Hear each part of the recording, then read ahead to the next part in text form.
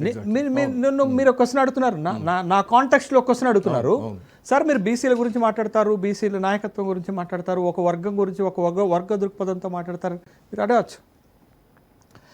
నేను అక్కడ ఎక్కడ సమస్య ఉందో ఆ సమస్యకి సంబంధించినటువంటి అంశం పైన నేను పోరాటం చేస్తున్నాను.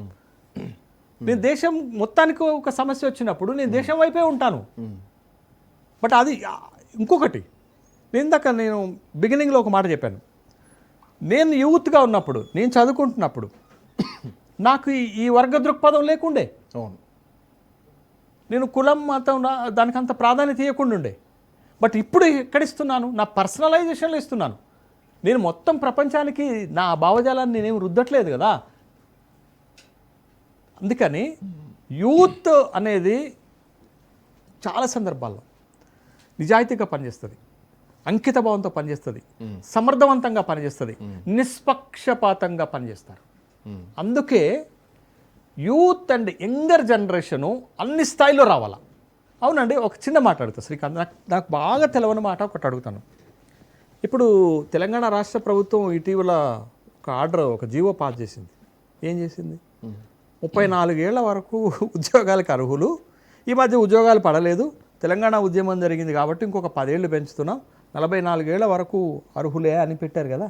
ఎందుకు పెట్టారు శ్రీకాంత్? మరి ఎందుకు 44 years 34 years అనేటటువంటి నిబంధన ఎందుకు పెడుతున్నాం? వయోపరిమితి ఎందుకు పెడుతున్నాం? అంటే ఉద్యోగాలకైతే వయోపరిమితి ఉండొచ్చు కానీ రాజకీయాలకు ఉండకూడదా? ఏది ముఖ్యం? ఉద్యోగస్తుడు, మీరు ఒక బ్యాంకు ఉద్యోగం అయితే మీ బ్యాంకులో ఒక సెక్షనే మీ చేతుల్లో ఉంటుంది, దానికి కూడా మీకు నిబంధన ఉంది, వయోపరిమితి ఉంది. కానీ ఈ దేశాన్ని పాలించడానికి వయోపరిమితి ఉండదట, ఈ దేశాన్ని పరిపాలించడానికి క్వాలిఫికేషన్ ఉండదట.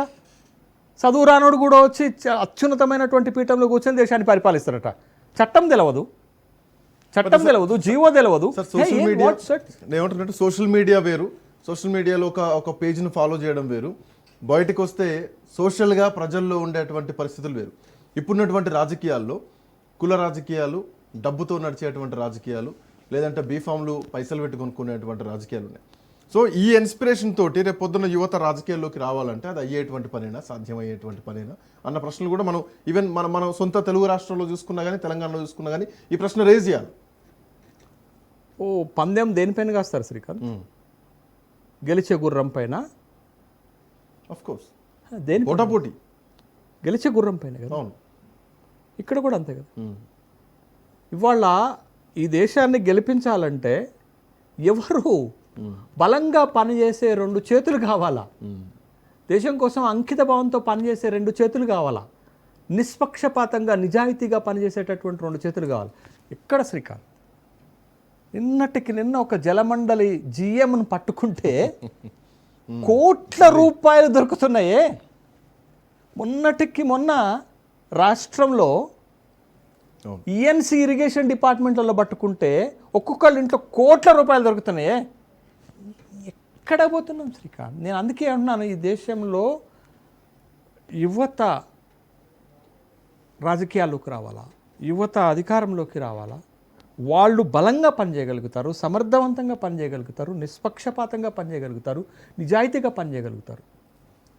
అందుకే కదా ఒక్క సోషల్ మీడియాలో ఒక్క పోస్ట్ పెడితే రెస్పాన్స్ వస్తుందంటే it's a boring of the people.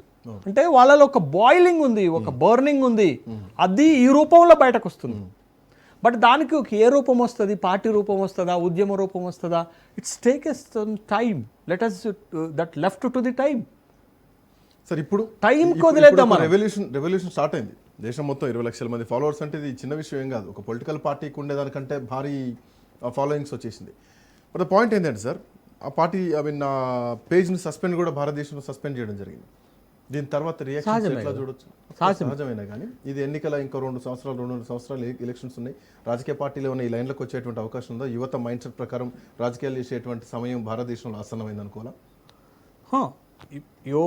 Srikanth, ఒక బలమైనటువంటి ఫోర్స్లు తెరపైకి వస్తున్నప్పుడు, ముఖ్యంగా రాజకీయాల్లో అంటే ఒక పవర్ గేమ్స్లోకి వస్తున్నప్పుడు, ఇప్పుడు పవర్ని అనుభవిస్తున్నటువంటి వాళ్ళు, గతంలో పవర్ని అనుభవించినటువంటి వాళ్ళు అంత ఈజీగా మీకు డోర్స్ ఓపెన్ చేయరు.